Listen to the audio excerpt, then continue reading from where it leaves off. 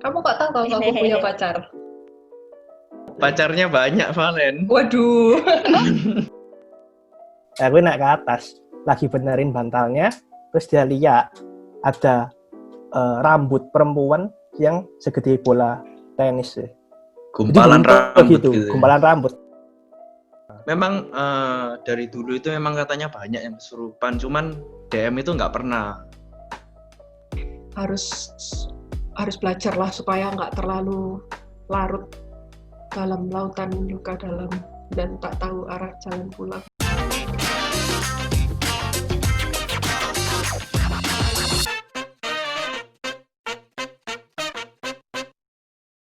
Katanya kalau koas itu sulit dan gak ada waktu buat tidur. Bener gak ya? Dan gimana sih cara ngatur waktu yang baik selama koas? Aku pengen nanya Kak Claudia deh. Kak Claudia. Ya benernya mana sih FK yang gak sulit ya gak sih? Kalian FK yang preklinik aja susah gitu. Nah, betul, ya pasti kurang lebih sama lah sama kayak waktu kita koas. Nggak ada juga sih yang bilang koas tuh lebih gampang daripada preklinik, nggak mungkin. Sulit ya pasti sulit. Cuma ya sampai kayak buat nggak tidur pun ya kurang lebih sama kayak preklinik. Kalian kalau misalnya mau ujian, misal mau soka, mau ujian blok bisa juga kan nggak tidur. Kalau memangnya belum selesai belajar, belum selesai kerjain tugas, ya otomatis kalian juga nggak tidur. Tapi kan ya nggak tiap hari. Nah, kurang lebih sama sih sama kita kalau di koas. Jadi kalau misalnya memang kita mau ujian, misalnya sudah mepet waktu ujian, bahan masih banyak ya mau nggak mau kita nggak tidur. Atau misal tuh kita jaga, ya mau nggak mau juga kan. Kalau misalnya memang pasien lagi banyak, kita nggak bisa sela-sela gitu, ya udah mau gimana lagi kan memang tanggung jawabnya kita, udah kewajibannya kita lah. Kita kan juga harus bisa menjalankan kewajibannya kita atau kita koas. Terus ya tapi ya itu kan nggak tiap hari juga. Kalian nggak tidur kayak gitu ya, itu pinter-pinternya kalian ngatur waktu lah gimana kalau misalnya mau ujian mau dibagi deadline kalian nyicil apa gimana. Nah kalau aku sih kalau buat ngatur jadwal selama aku koas sebenarnya kayak ngikut aja sama flow-nya yang tiap harinya gitu. Jadi kayak mulai dari ujian misalnya gitu kan, ujian kalau misalnya kalian tiap harinya udah belajar, rajin, nyicil gitu ya. Kalau aku sih kayak tiap hari aja kayak ke pasien gitu. Jadi kayak sudah mulai biasa. Jadi waktu ujian ya kurang lebih kalian udah biasa lah. Kalian udah sering periksa, otomatis waktu nanti ujian ya kayak gimana sih kayak ya udah biasa aja kayak setiap hari aku juga kayak gini kok. Otomatis nanti waktu ujian ya gitu-gitu aja gitu. Gitu-gitu aja dalam tanda kutip gitu ya.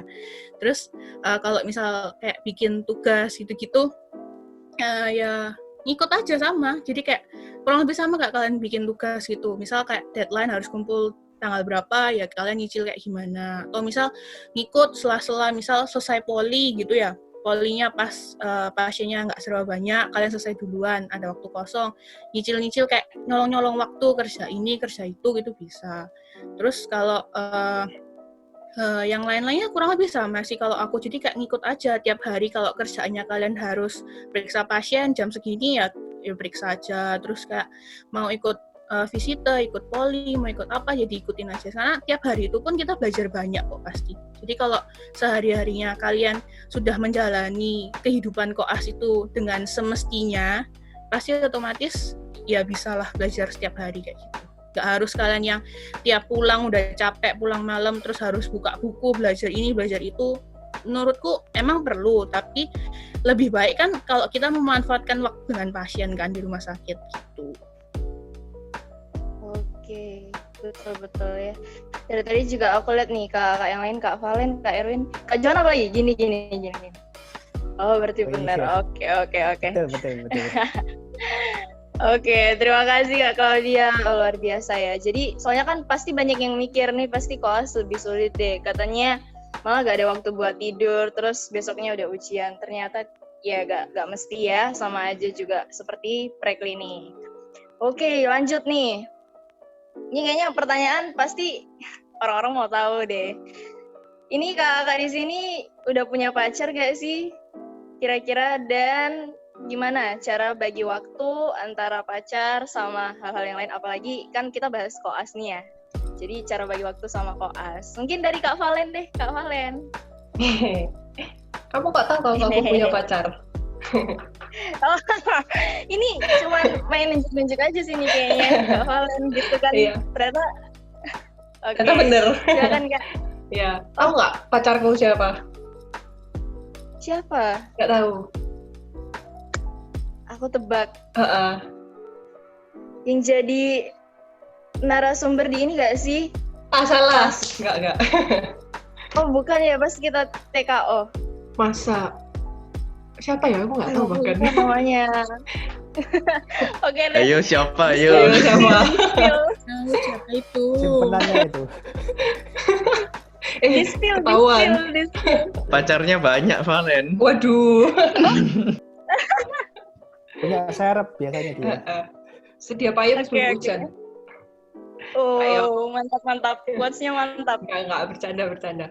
Pacarku itu loh. Siapa? Park Seo Joon. Tahu nggak? Ya ampun. Mohon maaf, itu juga pacarku. Waduh loh. Samaan. Nanti tolong editin ya di sebelah sini. Kasih Park Seo Joon. Rusuh ya. Ini. Nanti edit ya. Ya ampun, oke. Ya, Bucin. Cara bagi waktu kan ya. Iya, betul. Kalau koas sih sebenarnya menurutku lebih belajar memahami kesibukan. Apalagi kalau misalnya kayak aku sama pacarku kan beda kelompok. Jadi waktu aku sibuk dia senggang. Kadang dia yang sibuk aku yang senggang. Sering banget kayak gitu. Kayak gantian gitulah jadwalnya. Tapi ini di sini aku juga masih belajar ya, maksudnya aku bukan pasangan yang sempurna juga, masih belajar juga. Kalau misalnya kalau ada waktu ya disempet-sempetin ketemu, nggak harus yang kayak jalan-jalan yang lama gitu, nggak. Biasanya tuh lebih sering kalau misalnya sama-sama pulang koas, itu kita janjian makan bareng. Habis makan ya udah pulang, habis itu pulang sendiri-sendiri. Apalagi dia rumahnya di barat, aku di apartemen di timur, jadi kan jauh toh. LDR. Ini hilang. Oke. Jadi kalau misalnya ada waktu ya disempet-sempetin. Tapi malah kadang itu aku merasa kalau sama-sama sibuk terus bisa ketemu itu malah lebih berharga gitulah. Ya kan? Waduh, ya. Oke. Terus ada lagi nih, kalau menurutku ya, kan kalian kan punya waktu Senin sampai Minggu lah ya. Kalau koas anggap aja Senin sampai Jumat. Kalau kalian misalnya mau ngomongin tentang koas, ya udah Senin sampai Jumat itu kalian ngomongin koas. Tapi nanti Sabtu sama Minggu, ya usahakan nggak usah ngomongin koas dulu, lupain aja dulu koasnya. Ngomongin hal-hal yang lain yang lebih seru gitu.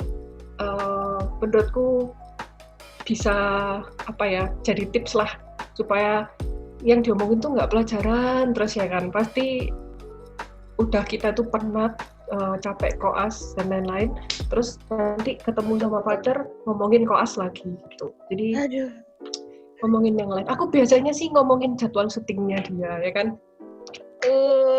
Oke. Biasa sibuk. Oh my god, so sweet banget ya, dari timur ke barat. Iya benar sih, aku juga setuju sih, apalagi aku kan juga sama-sama cewek nih ya. Tiba-tiba pulang koas, bahas koas lagi. Rasanya. Ya kan? Udah mau bludak tau gak sih? Gitu kan. Kayak bahas yang lain kenapa? Kayak gitu. Bener-bener. Thank you so much Kak Valen. Ya, ini aku juga setuju nih. Ya. Luar biasa ya, ini empowerment ini wanita asik.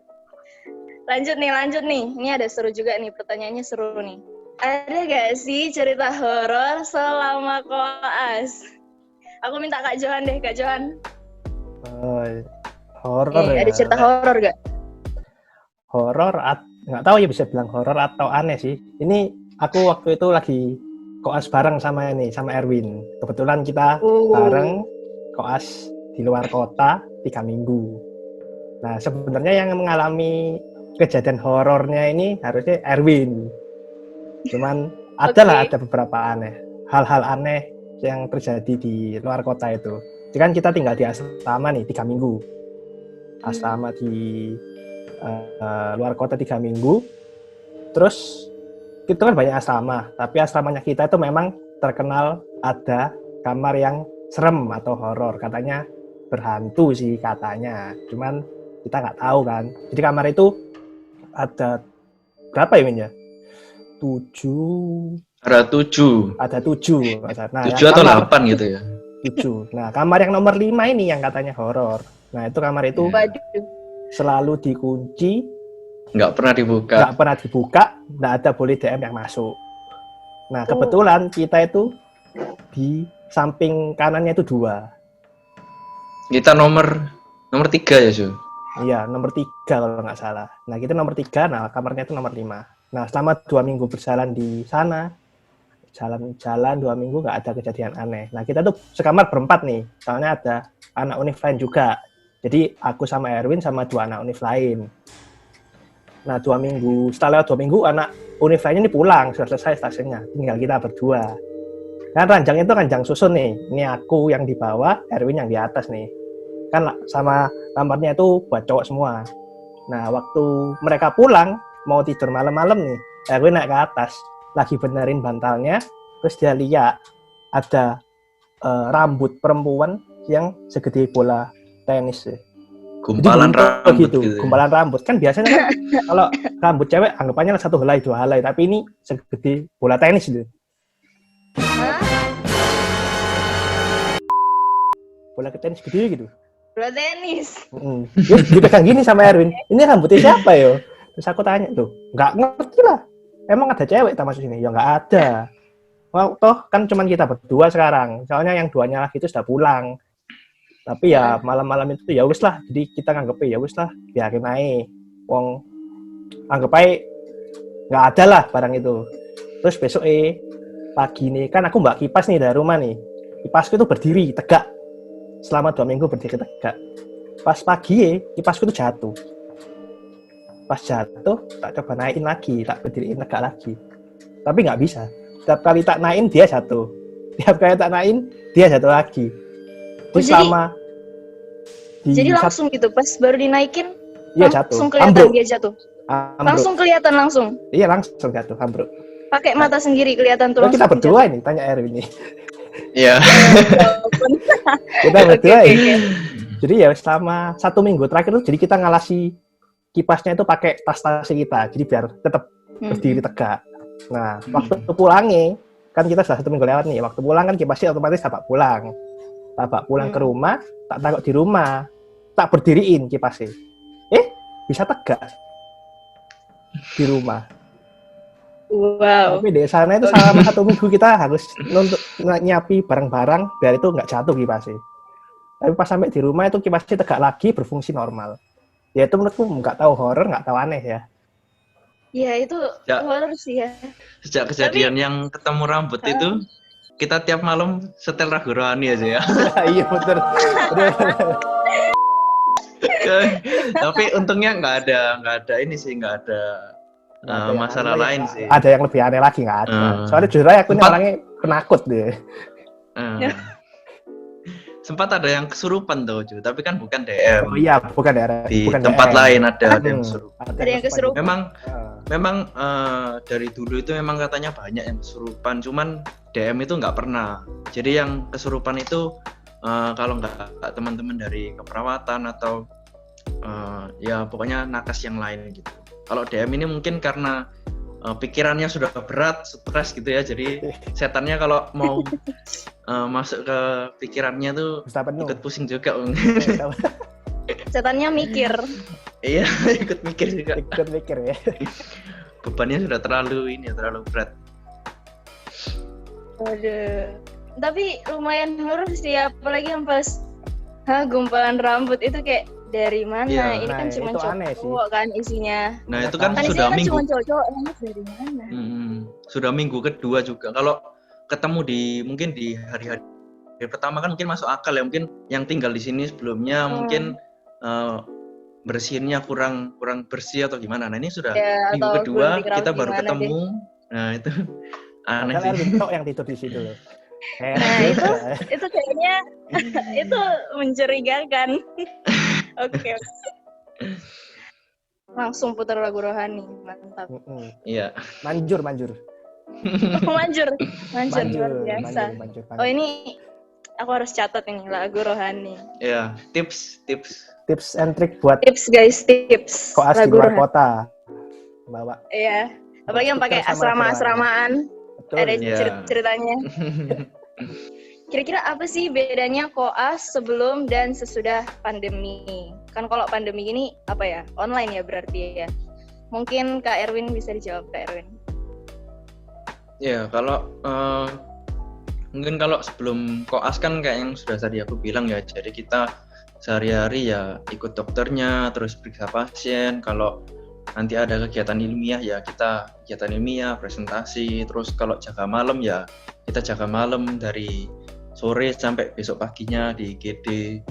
Nah kalau sekarang ya karena keterbatasan ini ya kondisi ya, jadi kita sejauh ini ya cuman Zoom, terus nanti biasanya dikasih tugas sama dokternya.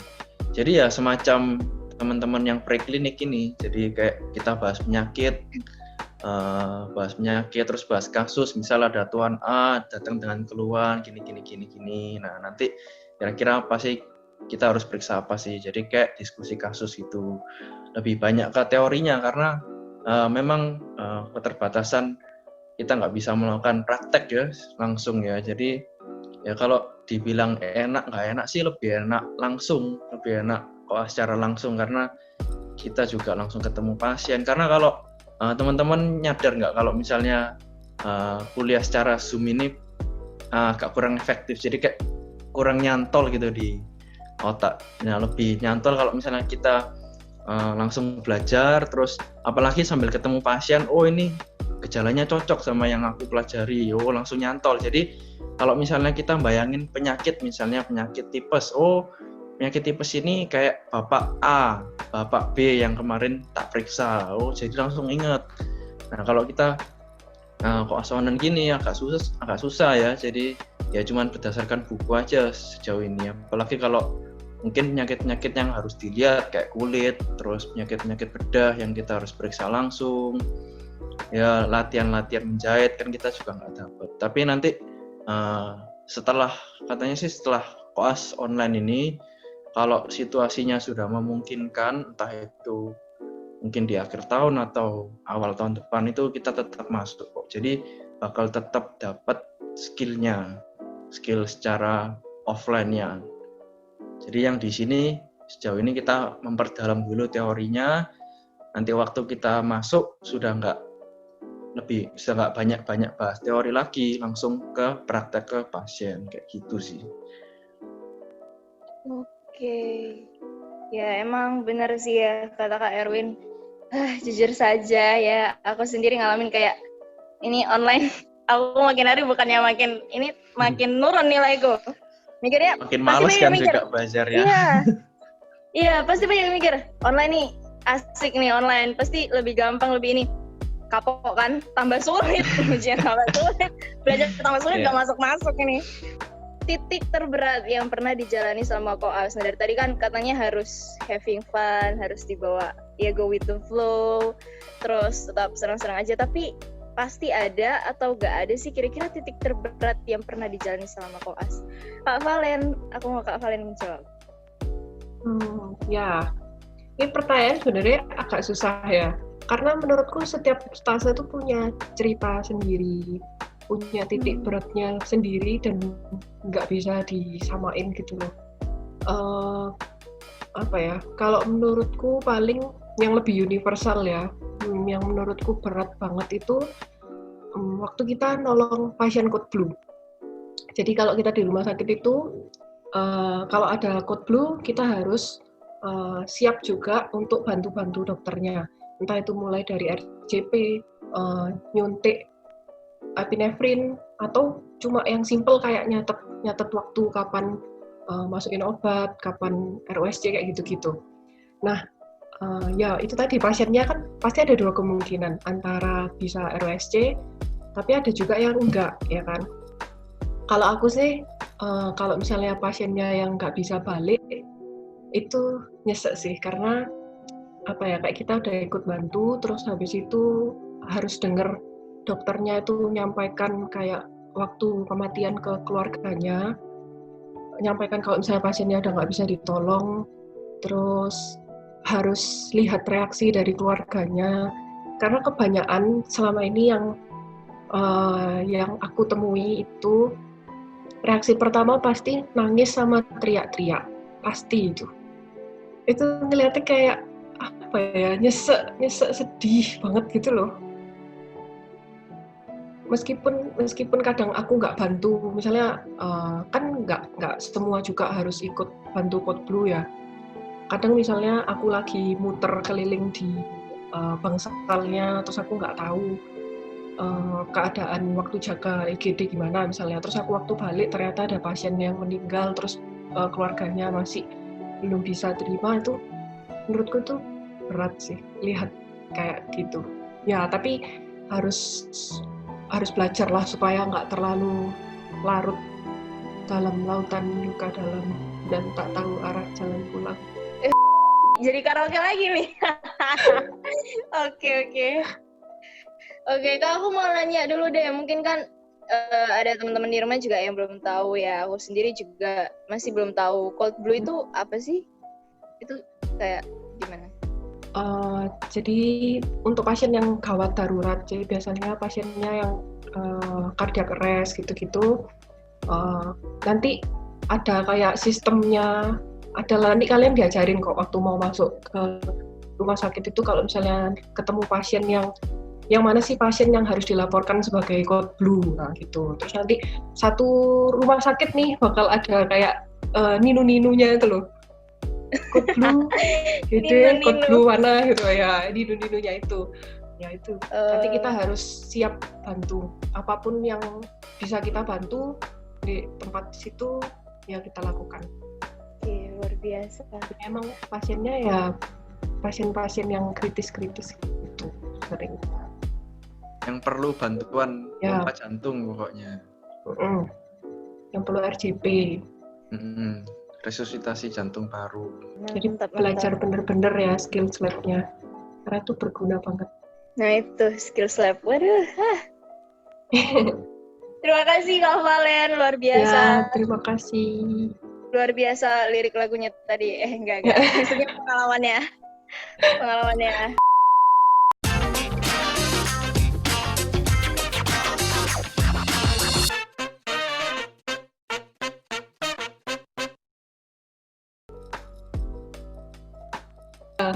Betul.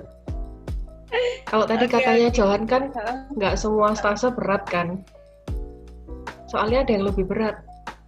Apa itu? Oh, Rindu. Iya.